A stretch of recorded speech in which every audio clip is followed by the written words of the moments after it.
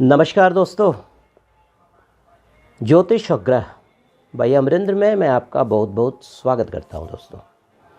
दोस्तों आज मैं आपके सामने वास्तु से रिलेटेड एक और टॉपिक लेकर आया हूं।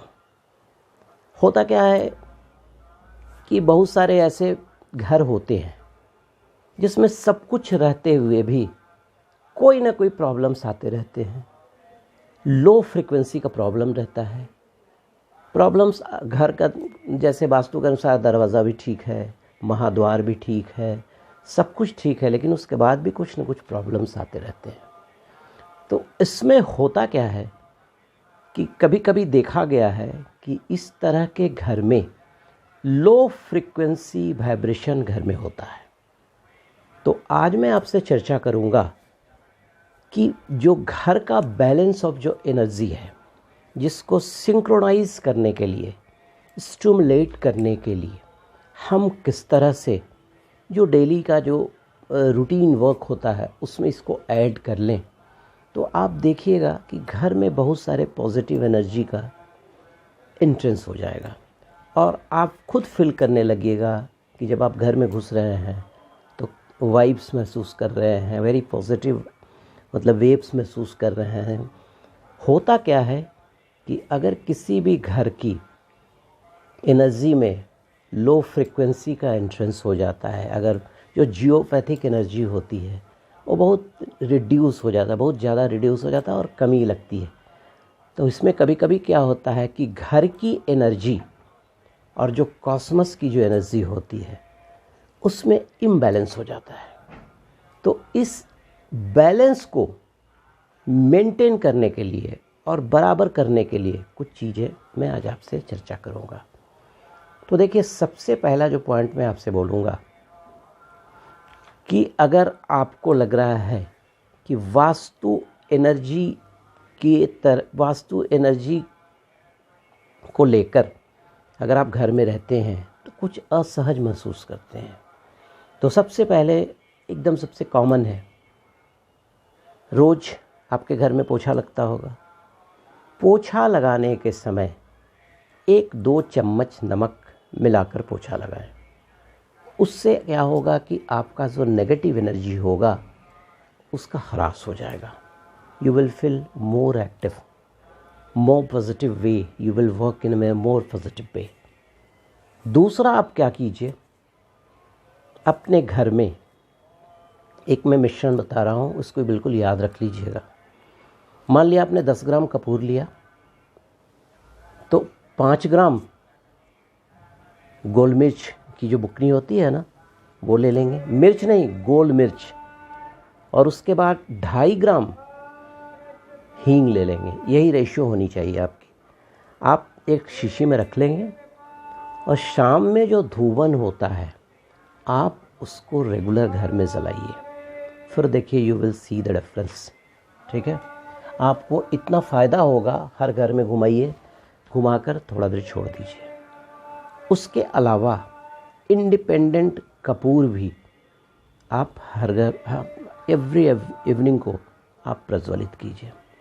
आपको पता होना चाहिए कि जो डस्क का जो टाइम होता है उसको हम लोग गोधूली बोलते हैं। गोधूली क्यों बोलते हैं? शास्त्रों में जो लिखा है कि भगवान कृष्ण जो थे ना, शाम को गौ माता को चराने के बाद जब लौटते थे तो उस समय जो गौ के पैर से जो धूलियाँ उड़ती थीं, धूल उड़ते थे, इसीलिए उसका नाम रखा गया गौधूली। दूसरा, इस शाम के वक्त शिव और पार्वती ब्रह्मांड में निकलते हैं, तो अगर आप घर में एक तरह से ये कपूर जलाते हैं तो आरती हो गई। अपने घर में शाम में अगर मौका मिले तो एक छोटा सा घी का दीपक मिट्टी के दिया में ज़रूर जलाइए।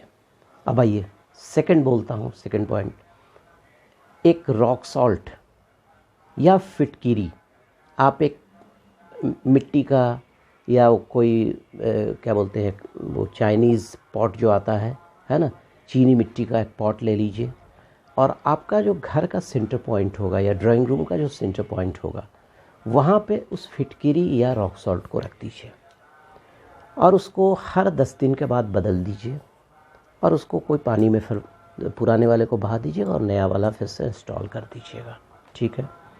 उसके अलावा अगर आपको लगता है कि आपकी बार बार तबीयत ख़राब हो जाती है या you are not feeling well या घर में किस तरह की तबीयत ख़राब रहती है, तो नहाने के समय एक चुटकी नमक जल में डाल दीजिए, उससे स्नान कीजिए। आप देखिएगा कि आपके घर की एनर्जी जो है, जो कॉस्मोस मतलब वो जो घर का जो वाइब्स है, एनर्जी है, वो काफ़ी एनहांस हो गया। उसके अलावा घर में मंत्रों का उच्चारण करवाइए। बहुत सारे मंत्र हैं, अभी आप YouTube खोलेंगे तो उसमें बहुत सारे मंत्र मिल जाएंगे। विष्णु सहस्त्रनाम हो गए, श्री सूक्त हो गए, पुरुष सूक्त हो गए, ओम गणपते नमः हो गए, या ओम त्र्यंबकम यजामहे सुगंधि पुष्टिवर्धनम उर्वारुक बंदनान मृत्युम अमृतमामृतात्, या गायत्री मंत्र हो गए। कम से कम 2 घंटा नियम से सुबह में जलाइए, उसको बजाइए, तो उसका जो वाइब्रेशन होगा वो आपके घर के नेगेटिव एनर्जी को रिमूव करने में काफ़ी हेल्प होगा। उसमें 1-2 चीज़ ध्यान रखेंगे, क्योंकि जो वेवलेंथ होता है ना, तो उसमें आप कोशिश करेंगे कि ये जो हर्ज होना चाहिए, उनका जो मेगा हर्ज हम लोग बोलते हैं, 5.28 से 5.32 या 33 के बीच में होना चाहिए। उससे ज़्यादा भी नहीं, इतना काफ़ी है घर के एनर्जी को सिंक्रोनाइज करने के लिए, ठीक है। उसके अलावा अभी मैं कहीं पढ़ रहा था, नर्सरी में आप जाएंगे तो वहाँ पर एक ऋषि प्लांट मिलता है, ठीक है, नर्सरी में आपको मिल जाएगा, जिसको कुछ लोग साधु का भी प्लांट बोलते हैं, सेज प्लांट भी बोलते हैं। उसको ले आइए, उसको सप्ताह में 2 बार 3 बार एक उसका लीफ लेकर घर में जलाइए। आप देखिएगा घर की नेगेटिविटी दूर हो जाएगी। अब थोड़ा सा अंत में चर्चा करूँगा कि अपने घर में वास्तु के अनुसार जो भी डायरेक्शन है उसके अनुसार अपना कलराइजेशन कर लें। उस पर मैं दूसरे वीडियो में चर्चा करूँगा कि किस तरह का कलर किस तरह के दीवार पर होना चाहिए। हाँ, दरवाजे पर आप इन चीज़ों का ज़रूर ध्यान रखें। अगर आपका दरवाज़ा पूरब मुखी है तो चांदी का स्वस्तिक ज़रूर लगाएंगे आप।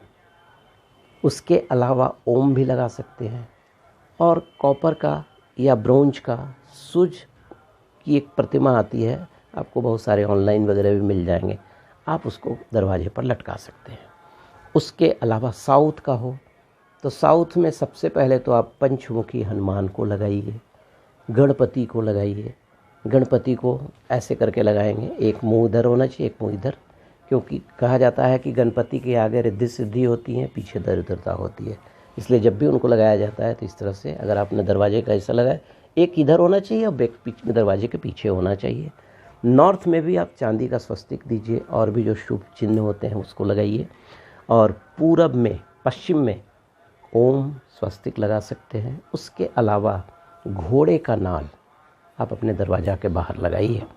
आप देखेंगे कि आपके घर की जो नेगेटिव एनर्जी है ना, वो काफ़ी नेगेटिव एनर्जी अब पॉजिटिव में कन्वर्ट हो गई, और यू विल फील बेटर। तो दोस्तों, अगर आपको मेरा ये वीडियो अच्छा लगा तो लाइक कीजिएगा, सब्सक्राइब कीजिएगा, और बेल बटन दबाना मत भूलिएगा, कि सो दैट कि कोई मेरा नया वीडियो आए तो मैं आपको फिर से आपको इन्फॉर्मेशन मिल जाए। तो thank you very much for watching my programme, so kind of you, thank you.